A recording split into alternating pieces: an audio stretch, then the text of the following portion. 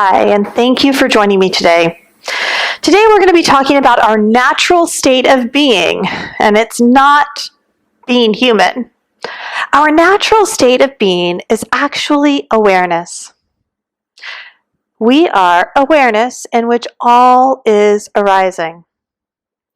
Now, what makes it confusing is that we are packaged in what appears to be individual packaging. Right? Like Coca-Cola, we're poured into these bodies and manifested through experience. The bodies, the personalities, the attachments are all karma. Who and what we really are is awareness in which all is arising. Take a moment and just think about it. Any thought, feeling, memory, emotion, experience, doesn't matter if you perceived it to be good or bad. Just think about it. Recall an experience that you can really be with. Think about the thoughts, the feelings, the emotions. Think about how the feelings showed up in your body. Think about all that changed. Now think about awareness. Does awareness fluctuate? Does it change? Am I sometimes aware and other times not? Is awareness sometimes accessible and other times inaccessible? No, it's all a misunderstanding. Awareness is always accessible. Now, sometimes we choose to not see it or not participate with it. But ultimately, awareness is the manifestation of being through which all things arise. As we move through this course curriculum, we will ask you to look at your attachments.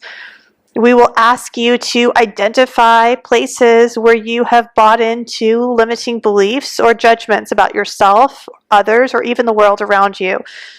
We will ask you to identify your agenda. What's in it for you? Why do you want something to be a certain way? These are important things to address before we begin working with psychic energy. Our psychic energy is already within us. It's already inside of us, and it actually plays a role in all of our relationships, whether we know it or not.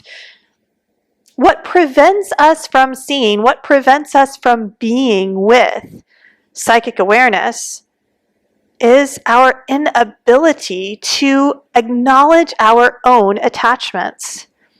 It's our inability to put voice to our own agenda. Think about a friend, or maybe even a lover, someone you've had a relationship with. Did you have an agenda? Did you love them unconditionally? Do you love yourself unconditionally?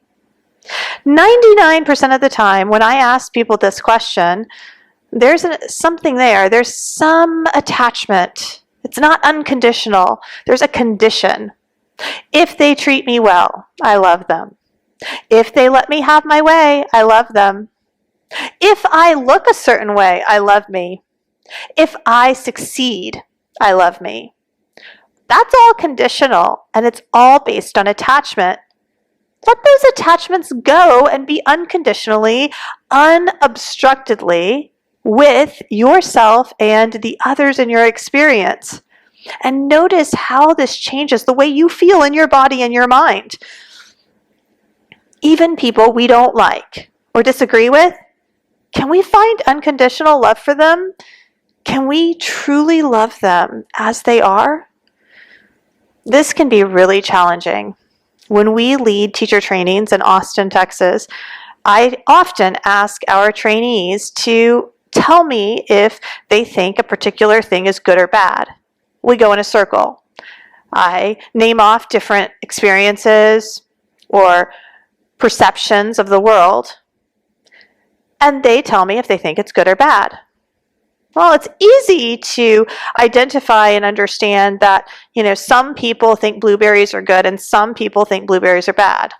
Or some people like bananas or some people don't. But when you start talking about the more challenging topics, the topics that have to do with humanitarianism, ethics, morals, people become very attached.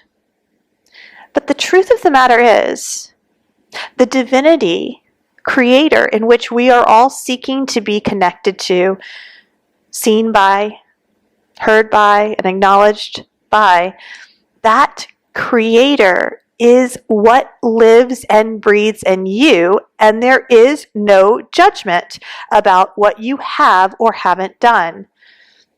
That same creator, that same spirit lives in each and every being, regardless if they have done things that people perceive to be good or if they've done things that people perceive to be bad.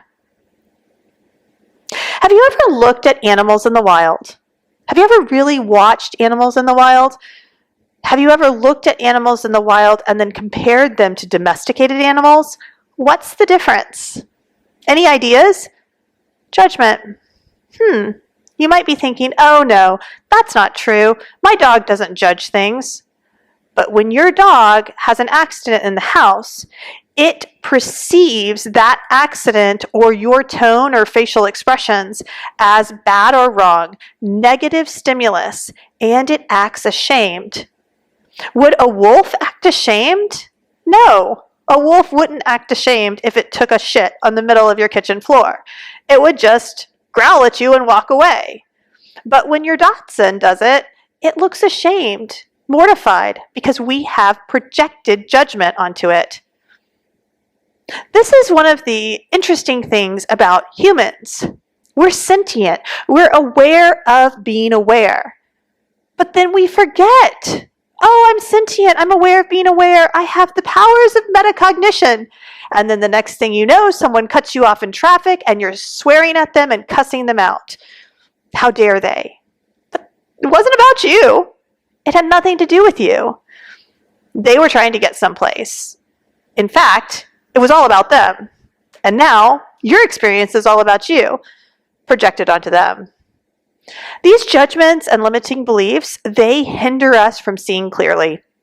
This is what prevents us from clearly seeing, from clairvoyance. Clairvoyance is part of our natural psychic abilities, but many people can't pick up on it because they haven't even tapped into their intuition yet, or they haven't tapped into clear sentience or clairaudience yet. These are all psychic abilities that are within you, locked in the chakras in the psychic cities. City is a word for master in Sanskrit. And within each of our chakra bodies, our subtle bodies, we have untapped psychic abilities that when we are clear and coming without an agenda, we can access. If we have an agenda, we will not be able to access them. Take time and look at your relationships. Really look at them. Is there an agenda there? It might be your partner, maybe your best friend, perhaps a coworker or your boss. It could even be your teacher. Is there an agenda there? Do you want to be seen? Do you want to be heard? Do you want to be connected to? If there's an agenda, if you want to be seen and heard and connected to, ask yourself if you are seeing, hearing, and connecting to yourself. 99.99% of the time, we are projecting our inability to see, hear, and connect to ourselves onto others. We are giving power away that we actually possess within ourselves. Come back to your natural state of being. Take time. Feel yourself as awareness in every situation. If you are activated and stimulated into a hyper-aroused state, your sympathetic nervous system is now queued up. Ask yourself, why do you feel the way that you feel? Can you go back to that objective, neutral, unconditional place? Back to awareness in which all things are arising? How does that change the way you feel in your mind and body? Consider this as you continue to practice and move through this course. If at any time you find that you're getting misinformation or unable to connect to what you're seeking, ask yourself what you're attached to. Find the attachment and let it go. It's not serving you. You can't take it with you. That's not even real. When we're attached, we rob ourselves of the present moment. When we're attached, we can't be in the in-between. We're constantly lamenting the past or anticipating the future. Let go. Just be. Be in your natural state of being. Enlightened, aware, awake, realized.